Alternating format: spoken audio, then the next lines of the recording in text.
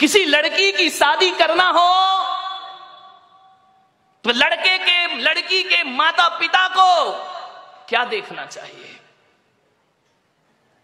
आप यही देखते ना कितना कमाता है, कौन से जॉब में है, इसका पैकेज क्या है, आप यही देखते हैं। इसकी जाति कौन सी है, आप यही देखते हैं।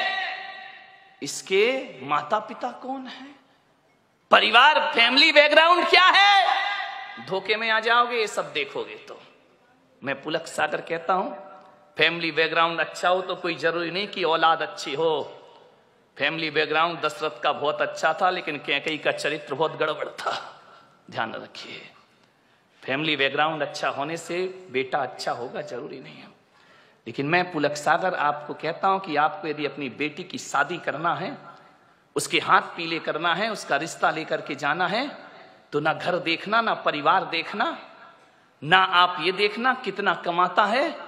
आप तो ये देखना कि जिस लड़के से अपनी लड़की की शादी कर रही हूं उसके दोस्त कैसे हैं, उसके यार कैसे हैं, उसके मित्र कैसे हैं। अरे पिता जैसा है बेटा वैसे ही होगा कोई जरूरी नहीं है, माता जैसी है बेटा वैसे ही होगा कोई जरूरी नहीं है। ध्यान रखना। लेकिन ये बिल्कुल जरूरी है कि दोस्त जैसे होंगे लड़का वैसा।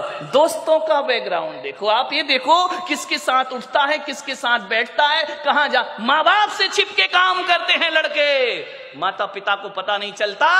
और दोस्त सड़कों पे बाहर क्या करते हैं। किसी भी बेटी की शादी करो तो लड़के के दोस्तों के बारे में जानकारी जरूर लेना। यदि लड़का अच्छा होगा तो अच्छे लोगों की संगति में उठता बैठता होगा, वो लड़का यदि खराब होगा तो गलत लोगों की संगति में उठता बैठता। आदमी जैसे माँ बाप होते हैं वैसा नहीं होता, जैसे दोस्त होते हैं आदमी वैसा हुआ करता है। ध्यान रखिए। मान्यवर, एक सीख दी है मैंने आपको, इस पर कोई ध्यान नहीं देता है। आप बताइए ना, एक बेटा सही गलत किसकी वजह से होता है? बाप की वजह से, मां की वजह से नहीं मेरे भाई। एक शराबी बाप भी चाहता है कि मेरा बेटा शराब ना पिए। ध्यान रखना। एक जुआड़ी भी चाहता है कि मेरा बेटा जुआ ना खेले, और एक बेश्या भी चाहती है कि मेरी औलाद इस गंदगी में जीवन ना बिताए। ध्यान रखना। एक चोर ने भी ये सपना नहीं देखा होगा कि मेरा बेटा चोर बने। कोई माँ बाप औलाद को चोर नहीं बनाते हैं, कोई माता पिता औलाद को झूठ बोलना नहीं सिखाते हैं, कोई माता पिता शराब पीना नहीं सिखाते हैं, कोई माता पिता सिगरेट पीना नहीं सिखाते हैं। सिगरेट पीने वाला बाप भी चाहता है कि मेरा बेटा सिगरेट ना पिए। ध्यान रखना मान्यवर। मालूम है सिगरेट पीना कौन सिखाता है? दोस्त सिखाते हैं। सबसे पहले शराब पीना रिश्तेदार या माँ बाप ने नहीं सिखाया। शराबी बाप भी नहीं सिखाता है कि बेटा तू पी ले। ध्यान रखना। लेकिन सबसे पहले शराब पीना कोई सिखाता है तो दोस्त सिखाया करते हैं।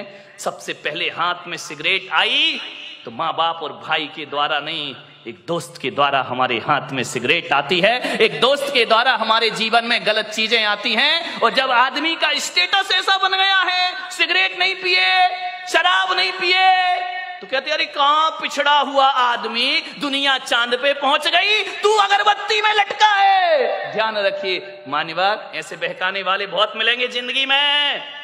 मान्यवर, मैं तो कहता हूं यदि बिगाड़ने वाले दोस्तों से तो बिना दोस्त की जिंदगी गुजार लो, वो अच्छी हुआ करती है। लेकिन ऐसे दोस्तों की संगति ना करो जो हमारी जिंदगी को बर्बाद करके रख दिया करते हो। मान्य आप सोचिए, जीवन में संगति का बहुत असर पड़ता है।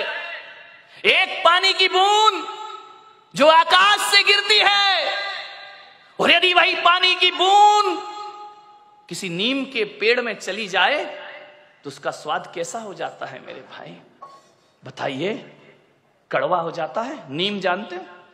नहीं जानते हैं तो बोलो ना जानते हैं, नहीं तो मैं समझता तुम कुछ जानते ही नहीं हो।